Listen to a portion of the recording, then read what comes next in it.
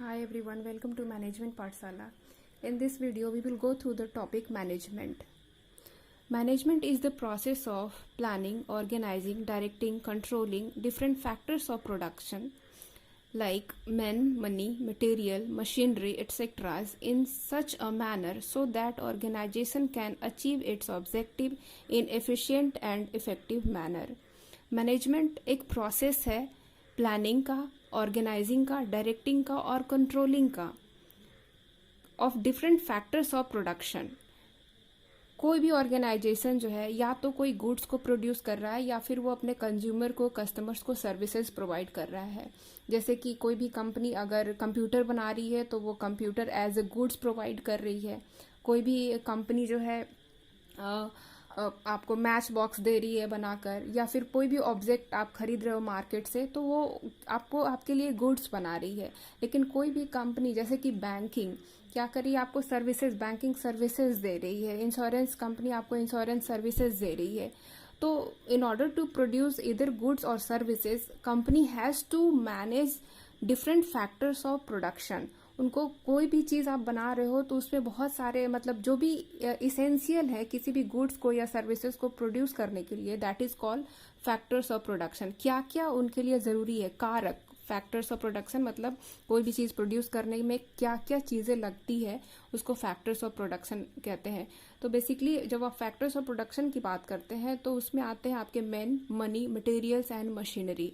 Man means आप कह सकते हो human resource of the company, means labour of the company who actually performs the duties and responsibilities. अगर कोई भी कंपनी चाहे वो गुड्स बनाए या सर्विसेज, तो it is the human resource जो कि उस काम को करते हैं. तो ह्यूमन रिसोर्स को क्या करना, प्लान करना, अक्वायर करना, उनको जो है ऑर्गेनाइज करना, डायरेक्ट करना, उनके बिहेवियर को कंट्रोल करना in order to achieve higher level of performance, standard level of performance. तो ह्यूमन रिसोर्स को प्लान करना, ऑर्गेनाइज करना. और दूसरा मनी, जो फाइनेंशियल कोई भी चीज़ बना रहे हैं हम तो उसके लिए पैसे की ज़रूरत पड़ती है.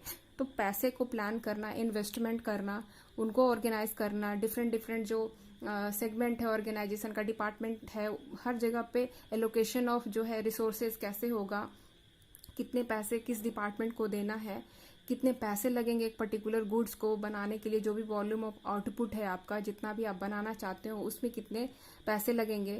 थर्ड है आपका मटेरियल्स, रॉ मटेरियल्स. आपको कुछ भी आप बना रही है कोई भी कंपनी तो उसके लिए रॉ मटेरियल्स लगेंगे. चाहे वो आप मैच बॉक्स बनाओ, कंप्यूटर बनाओ या कुछ भी बनाओ, तो आपको रॉ मटेरियल्स की ज़रूरत है. साथ साथ मशीनरी है ना.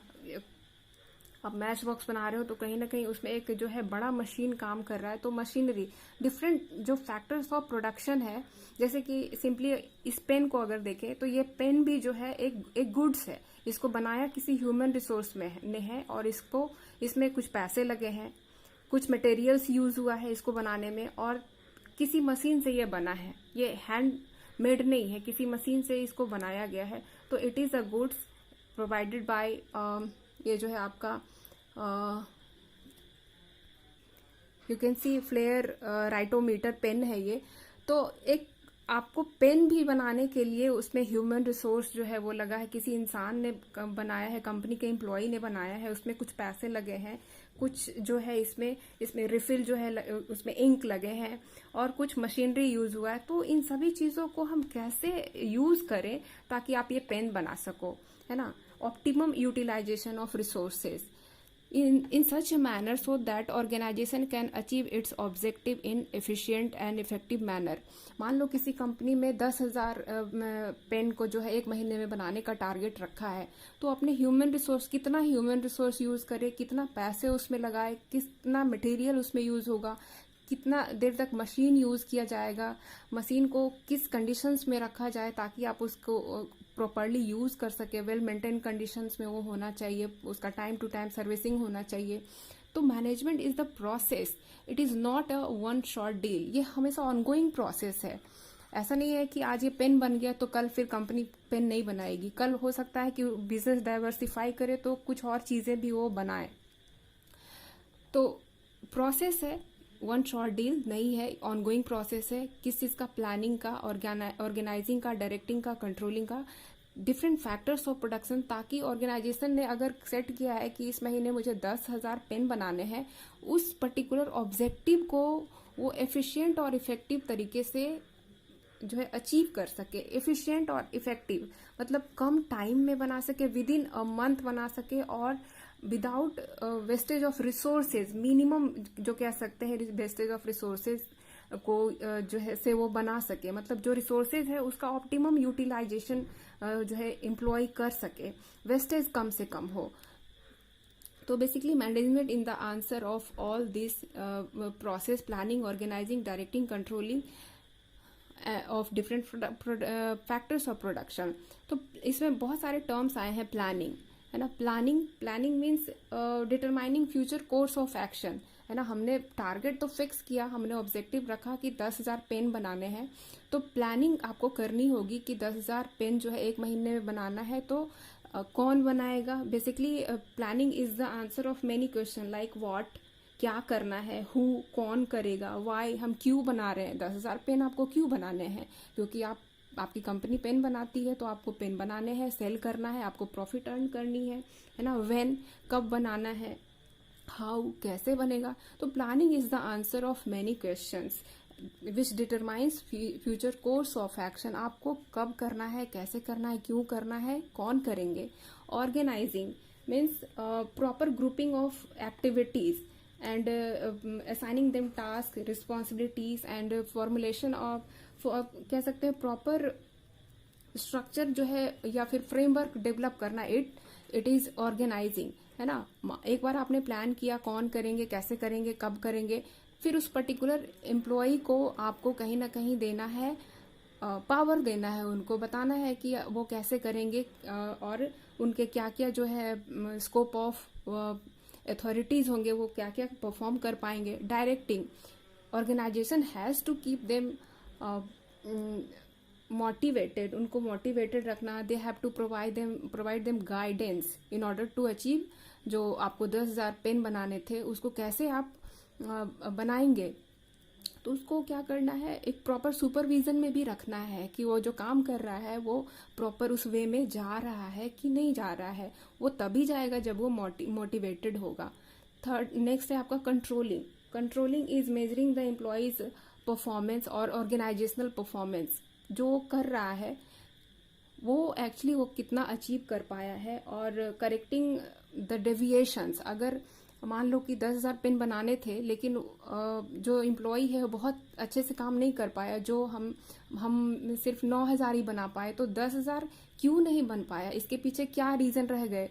आपने जो 10,000 का टारगेट सेट किया था कहीं ना कहीं आप अपने स्ट्रेंथ को जान रहे थे कि आपके पास एम्प्लॉय है, आपके पास डिफरेंट रिसोर्सेज हैं, आप 10,000 पेन बना लोगे। तब आपने सेट किया कि आपको 10,000 जो है पेन बनाने हैं, लेकिन बनाए सिर्फ 9,000। तो क्यों, क्या रीजन रहा कि आप जो है 1,000 पेन नहीं बना पाए। तो देयर इज सर्टेन डेविएशन, जो सेट था आपका स्टैंडर्ड, उससे कहीं ना कहीं आप डाइवर्ट किए हो। या तो आपका ह्यूमन रिसोर्स मोटिवेटेड नहीं था, या फिर टाइम पे जो है मशीनरी में जो भी आपके मशीनरी थे वो बहुत ही वेल मेंटेन कंडीशन में नहीं थे, तो वहां पर उन्होंने काम करना बंद कर दिया। क्या रीजन रहा। तो बेसिकली ये सारे चीज जो है कलेक्टिवली नोन एज मैनेजमेंट, कि सारे फैक्टर्स ऑफ प्रोडक्शन को जो है प्लान करना, ऑर्गेनाइज करना, डायरेक्ट करना, कंट्रोल करना। अगर कोई जो भी डेविएशन हो रहा है आपके परफॉर्मेंस में या ऑर्गेनाइजेशन के परफॉर्मेंस में, उसको करेक्ट करना is controlling. So it is the definition of management. Now coming to the another definition of management, which is given by Mary Parker Follett. Management is the art of getting things done from others. Management किसी से काम लेने की कला है। यह बहुत ही famous definition है मैरी पाकर फॉलेट का, कि मैनेजमेंट क्या है, दूसरे से काम लेने की कला है। ऑर्गेनाइजेशन जब आप पढ़ते हो तो इसका डेफिनेशन क्या है, it is the combination of 2 और more people working together for a common purpose. एक साथ काम कर रहे हैं, एक पर्पस के लिए काम कर रहे हैं, उनको जॉब चाहिए, कंपनी को जो है गुड्स प्रोड्यूस करना है, तो दोनों कहीं ना कहीं there must be integration between the objectives of individuals and organisation. तो मैनेजमेंट, कोई भी एम्प्लॉय ऑर्गेनाइजेशन में काम कर रहा है तो जो भी मैनेजर है वो उसे काम कैसे ले सके, ये मैनेजमेंट कहलाता है। तो आप काम कैसे ले पाएंगे, जब उसका लेवल ऑफ मोटिवेशन को जानेंगे, जब उसके बिहेवियर को आप समझ पाएंगे। तो good manager should be a good manager should be a good judge of human behavior.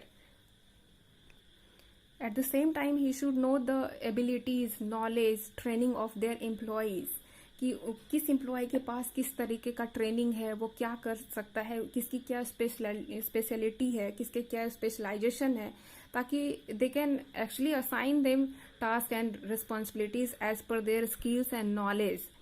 तभी आप उनसे काम ले पाओगे। तो मैनेजमेंट क्या है, एक आर्ट है, एक कला है, ताकि हम अपने एम्प्लॉय से काम ले सकें, है ना। इन नॉर्मल लाइफ ऑल्सो, है ना, आप किसी से काम लेना चाहते हो तो कहीं ना कहीं उसके टेम्परामेंट को समझते हो based on the past experience, कि ये काम कर सकता है कि नहीं कर सकता है। कुछ टाइम तक आप उसको समझते हो, फिर आप उनसे लगता है कि ये काम कर पाएगा, आपके लिए आपके फेवर का पर्सन है, तभी आप उसको काम असाइन करते हो, अदरवाइज आप उसको काम असाइन नहीं करते। तो you have to be a good जज ऑफ ह्यूमन बिहेवियर टू। अब अगर कंपटीशन में क्वेश्चंस की बात करें तो इसमें से क्वेश्चन कैसे आता है, तो मोस्टली आपको असर्शन रीजन में क्वेश्चंस जो है यहाँ से निकाल कर वो दे सकता है। लाइक आपको दो स्टेटमेंट दे सकता है। फर्स्ट स्टेटमेंट दे रहा है कि management is a continuous process, दूसरा है कि management is the process of planning, organising, directing, controlling different factors of production in order to achieve organizational objectives. तो ऑब्वियस है कि दोनों ही स्टेटमेंट करेक्ट है, और जो दूसरा स्टेटमेंट है वो सही से एक्सप्लेन कर रहा है पहले वाले स्टेटमेंट को। तो आप इस तरह से थॉरो स्टडी करेंगे किसी भी चीज़ का तो आपके क्वेश्चंस नहीं छूटेंगे। और कभी कभी क्या होता है कि कुछ डेफिनेशंस स्टेटमेंट दे दिए होते हैं और उनके ऑथर का नाम पूछा जाता है, तो ये बहुत ही फेमस डेफिनेशन है जिसको आप याद रखेंगे। It has been given by Mary Parker Follett. So thank you for watching my videos. Please do subscribe my channel, share it with your friends and like my videos. Thank you.